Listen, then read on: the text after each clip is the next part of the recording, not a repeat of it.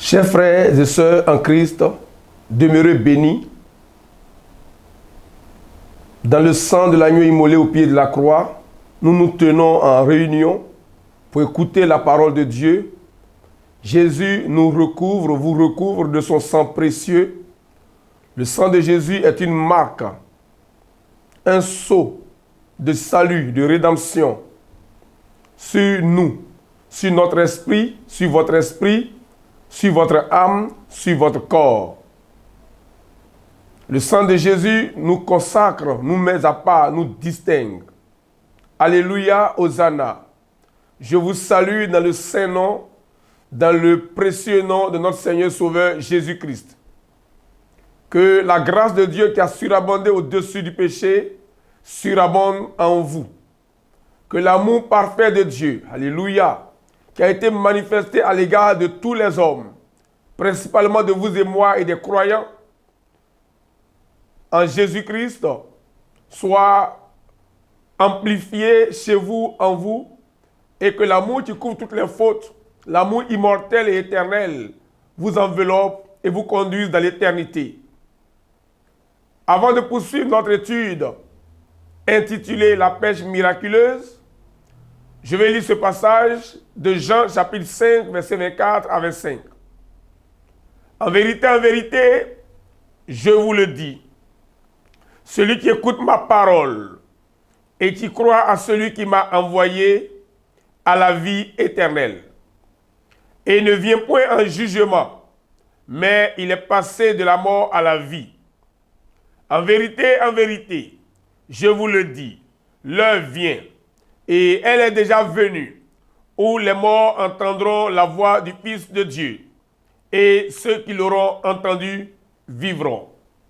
Sur la base de ces deux versets, ma prière, c'est que la parole arrive chez vous, qu'elle vous pénètre, qu'elle trouve un logement, une demeure, une place en vous, dans votre entendement, afin que vous ayez la vie éternelle.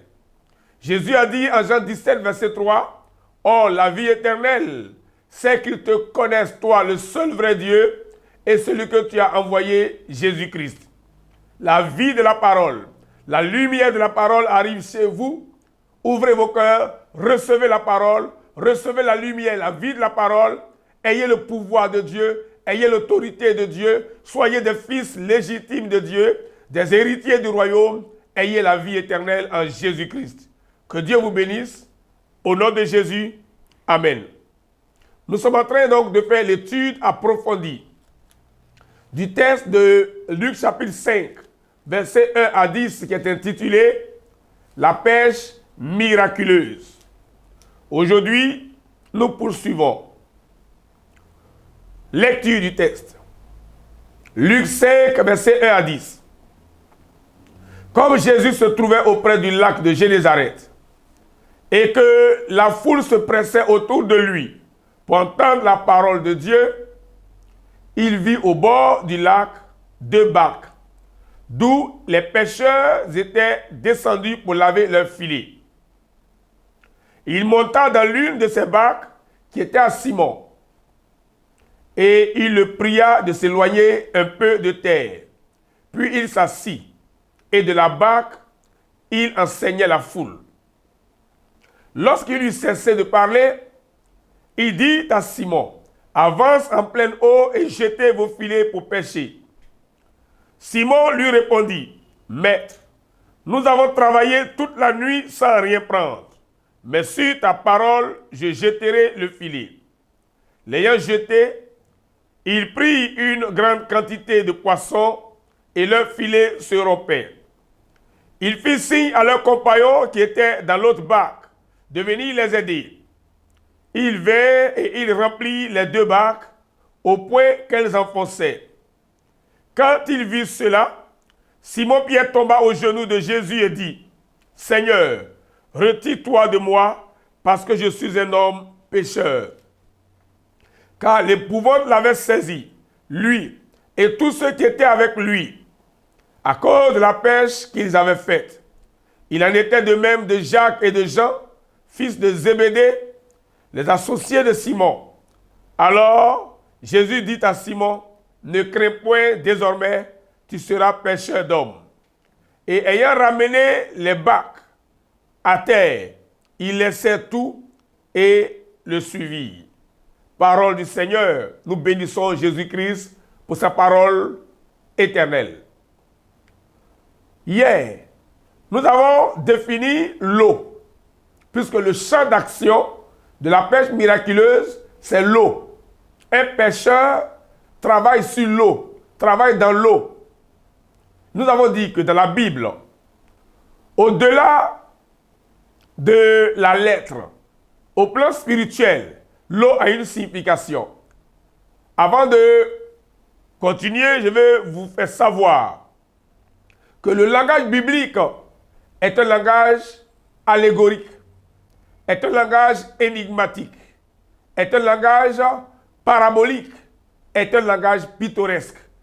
Vous lisez Proverbe 1, verset 6, vous lisez Galates 4, verset 22 à 24, vous lisez Matthieu 13, verset 34 à 35, vous allez découvrir que Dieu parle en parabole, Jésus parle en parabole, selon ce qui est écrit par le prophète. Cela a été accompli. Ce n'est pas des paraboles que le Seigneur ouvre sa bouche pour annoncer les choses cachées depuis la fondation du monde. Donc, le langage biblique est un langage, oui, allégorique. L'apôtre Paul, par exemple, en revenant sur Abraham, qui a eu deux femmes, l'une esclave, Agar, l'autre femme libre, Sarah, avec leurs deux enfants, Ismaël et Isaac.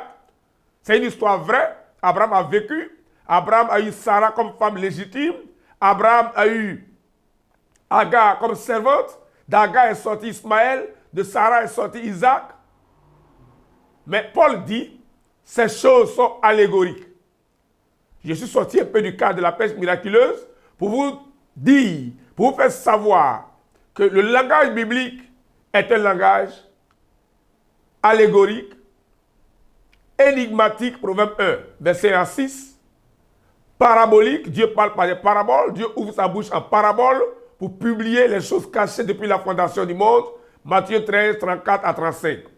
Il faut absolument avoir le Saint-Esprit pour pénétrer les profondeurs donc, de Dieu, pour saisir donc ce langage de Dieu afin de pouvoir édifier l'humanité. Et Paul le dit que c'est avec le Saint-Esprit qu'on peut sonder tout, même les profondeurs de Dieu, selon 1 Corinthiens 2, versets 9 à 10. L'eau donc, l'eau, pour revenir à la pêche miraculeuse, l'eau donc, nous l'avons dit, dans le cours d'hier, symbolise des peuples, des foules, des langues, des nations.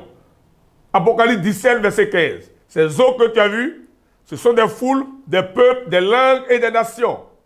Ensuite, nous sommes allés plus loin pour dire que les eaux représentent les desseins du cœur de l'homme. Proverbe 20, verset 5. Les desseins dans le cœur de l'homme sont des eaux profondes, mais l'homme intelligent sait y puiser. Nous avons dit aussi qu'en Proverbe 18, verset 4, il est écrit les paroles de la bouche de l'homme sont des eaux profondes. La source de la sagesse est un torrent qui jaillit. Donc la sagesse, la source de la sagesse est une eau vive. La parole qui sort de la bouche est de l'eau. Or, la parole qui sort de la bouche, nous l'avons dit hier, selon Matthieu 12, verset 34 à 36, et Matthieu 15, verset 18 à 20, les paroles qui sortent de la bouche ne sont rien d'autre que les pensées des âmes, les pensées de l'âme de l'homme qui sont véhiculées dans le monde sensible, revêtues de vocabulaire. Donc, les paroles ne sont que des pensées du cœur exprimées, manifestées, projetées dans le monde formel et sensible. Donc, vous retenez, les eaux, ce sont des pensées, les eaux représentent des hommes, puisque l'homme est tel que sont les pensées dans son âme. Donc, les eaux sont des pensées, donc des émotions aussi, des sentiments, des idées. Le monde que nous voyons est un grand océan, parce que l'homme est sorti de la terre. Genèse 2, verset 4 à 7. Or, la terre elle-même vient de l'eau. Genèse 1, verset 9 à 11.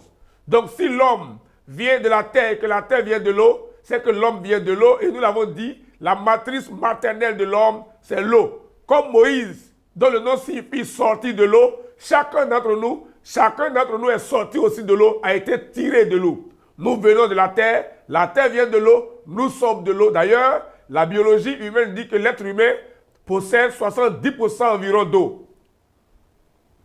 Donc l'eau, c'est l'homme. Or, ce qui fait l'homme, ce sont ses pensées. L'homme est un paquet de pensées, d'émotions, de sentiments.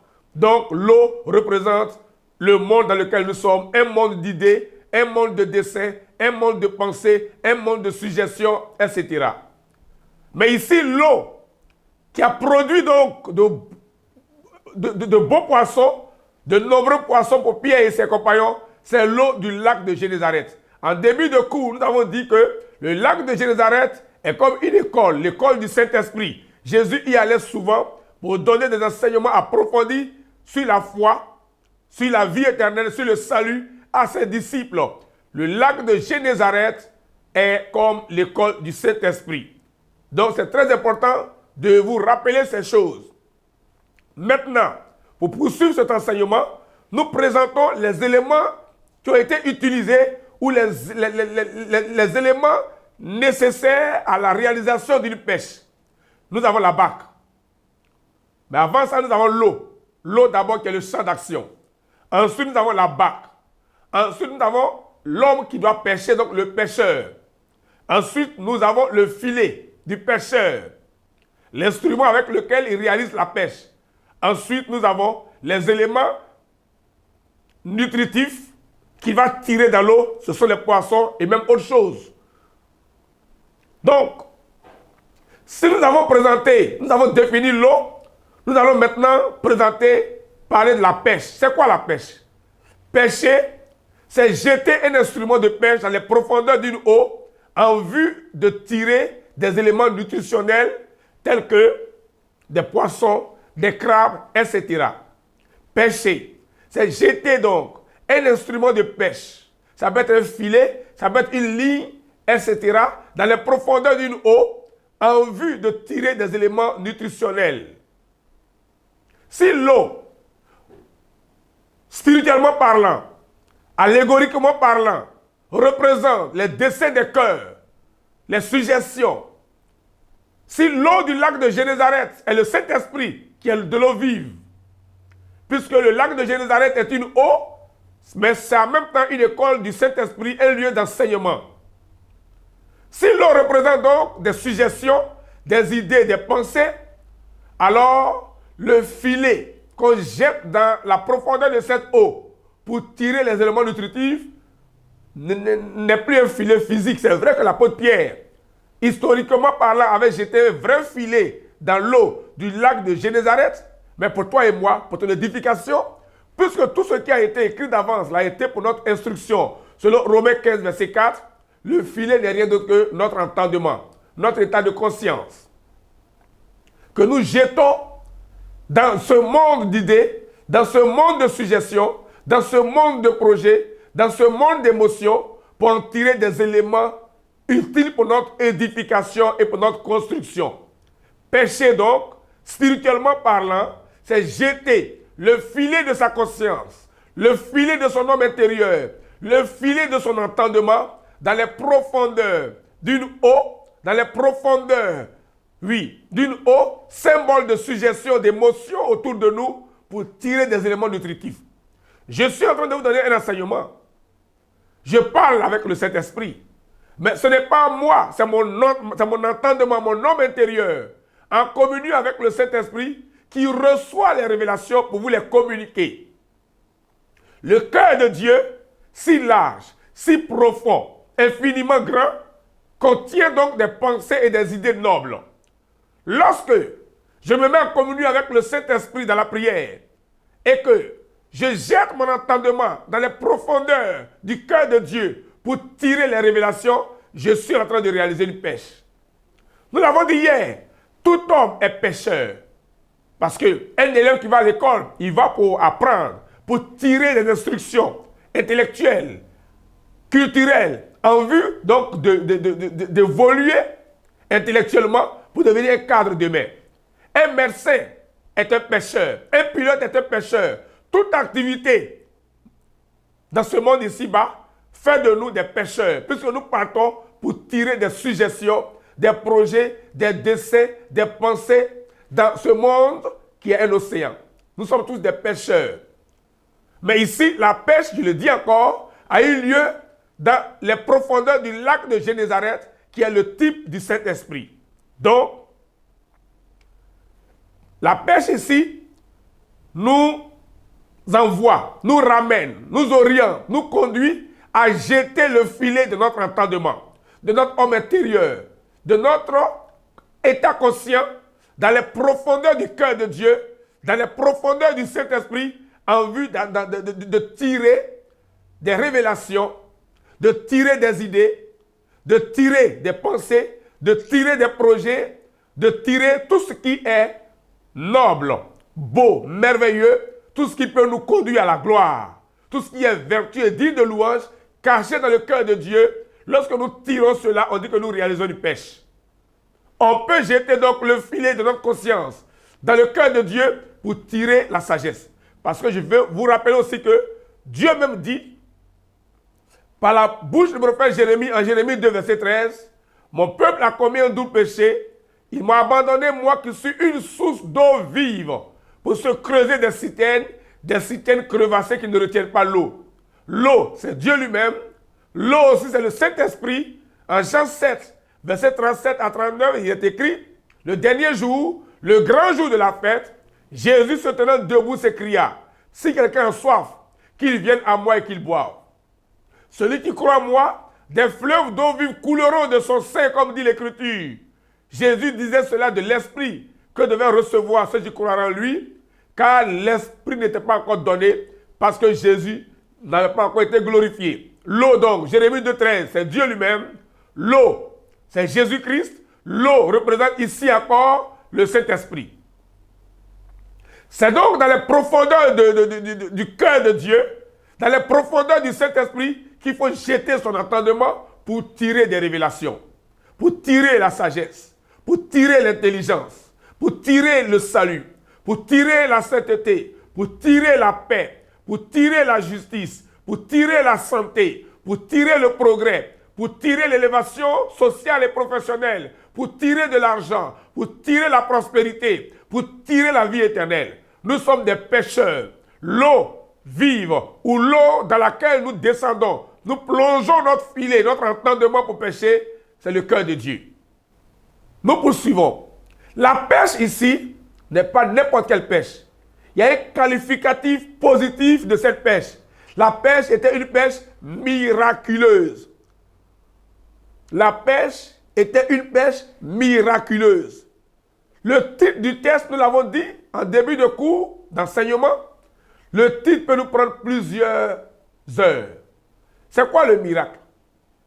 Si nous arrivons à définir le miracle, nous pourrons donc savoir ce que c'est qu'une pêche miraculeuse. Donc le tout n'est pas de pêcher. Mais ici, le texte nous exhorte, ou Jésus nous exhorte, par cette pêche miraculeuse, à devenir avec lui des pêcheurs miraculeux, ou de devenir avec l'apôtre Pierre des pêcheurs miraculeux, de réaliser des pêches miraculeuses. Qu'est-ce qu'un miracle? On entend partout qu'il y a eu des miracles ici, des miracles là. Paul dit en 1 Corinthiens 1, verset 21 à 23, les Juifs cherchent des miracles et les Grecs cherchent la sagesse. Nous prêchons Jésus-Christ et Jésus-Christ crucifié. Les miracles, il y en a eu tellement dans la Bible, dans la vie des enfants d'Israël. Et il y en a partout dans le monde.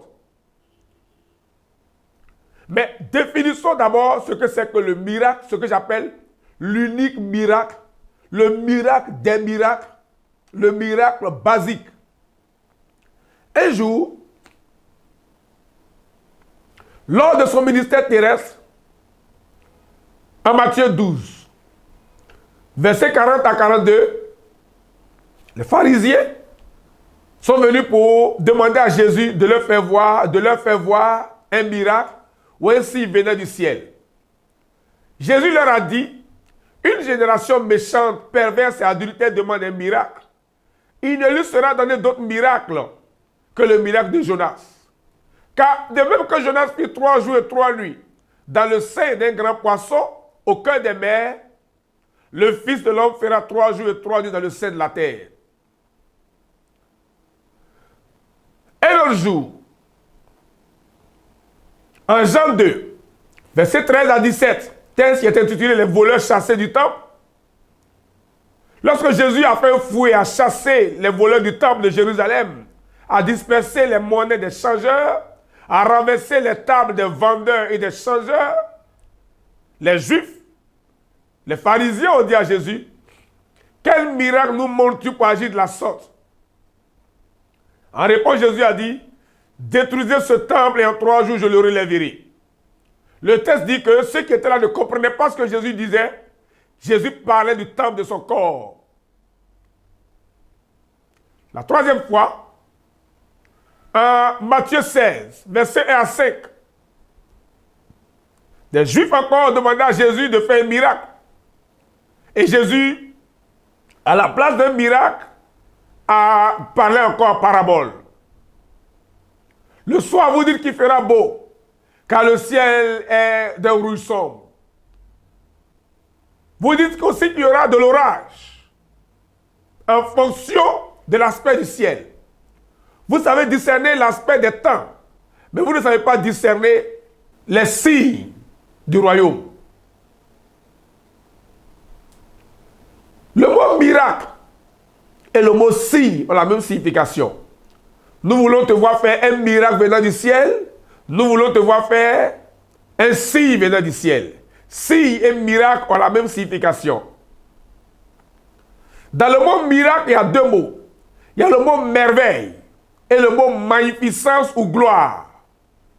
Ésaïe 9, versets 5 à 6 a dit, « Un enfant nous est né, un fils nous est donné, la domination reposera sur son épaule, on l'appellera conseiller admirable, admirable ou merveilleux, admirable, merveilleux, prince de la paix, Dieu puissant, Père éternel. » Le mot miracle, le mot signe, le mot admirable, le mot merveilleux, merveille ont la même signification.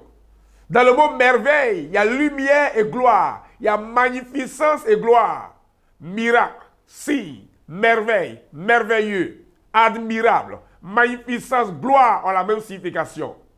Mais lorsque les pharisiens, dans tous les versets que j'ai cités, Matthieu 12, 40 à 42, Jean 2, versets 13 à 22, Matthieu 16, versets 1 à 5, et même Jean 12, versets 20 à 24, des Grecs, des païens, des gentils voulaient voir Jésus. Au lieu de voir Jésus, Jésus leur a dit, il a dit à Philippe et André, si le grain de blé ne tombe en terre et ne meurt, il ne peut produire beaucoup de fruits. Mais s'il tombe en terre et qu'il meurt, alors il produira beaucoup de fruits. Lorsque Jésus dit qu'une génération perverse, adultère, méchante demande un miracle, et que le seul miracle qu'il doit lui donner, c'est le miracle de Jonas. Lorsqu'en Jean 2, Jésus dit, détruisez le temple et je le relèverai, Jésus lui fait savoir que le véritable miracle, le vrai miracle, c'est le miracle de la mort à notre vieille nature, le miracle de la crucifixion de notre nature adamique, le miracle de la destruction de notre nature ténébreuse pour une nouvelle vie, pour une renaissance. C'est le miracle de la destruction de notre vieille nature et de notre renaissance. Le vrai miracle, c'est le miracle de la conversion. Le vrai miracle consiste à tirer l'homme des ténèbres pour le faire entrer dans la lumière. Le vrai miracle ne peut se produire que si vous avez Jésus. Si Jésus qui est le miracle, le merveilleux, l'admirable, le signe de tous les signes n'est pas dans votre vie, vous n'avez pas encore expérimenté le vrai miracle. Les guérisons, le triomphe sur la stérilité, les voyages, les mariages, tout ce que nous cherchons dans nos églises et que nous appelons miracles, ne sont pas des miracles, ce sont des évidences. Le premier miracle, le vrai miracle, c'est le miracle de la transformation, du changement, de la métamorphose de l'être. Voici pourquoi le premier miracle de Jésus aux noces de Cana, en Jean 2, verset 1 à 11, fut de changer l'eau en vin. Il y a eu 2 vins aux noces de Cana. Il y a eu le vin, le premier vin qui a manqué, et le bon vin, le second vin. Le vin, c'est le sang. Le vin, c'est le sang, et le sang, c'est l'alliance. Le premier vin qui a manqué, c'était l'ancienne alliance.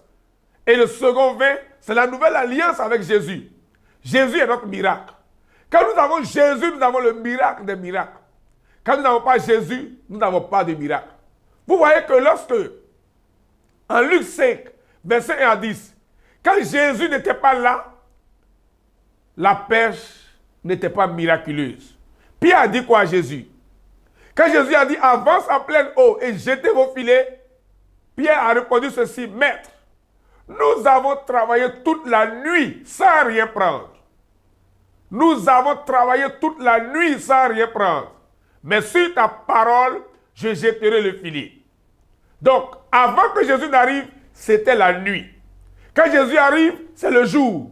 Nous avons dit que le mot miracle contient 2 mots. Magnificence et gloire. Le mot miracle et le mot merveille ou merveilleux ont la même signification. Le mot miracle fait apparaître la lumière, la clarté, la gloire dans notre vie. Dans Ésaïe 9, où Jésus est appelé miracle, admirable, conseiller, Dieu puissant, Ésaïe dit, temps messianique, les ténèbres ne régneront pas à toujours sur la terre.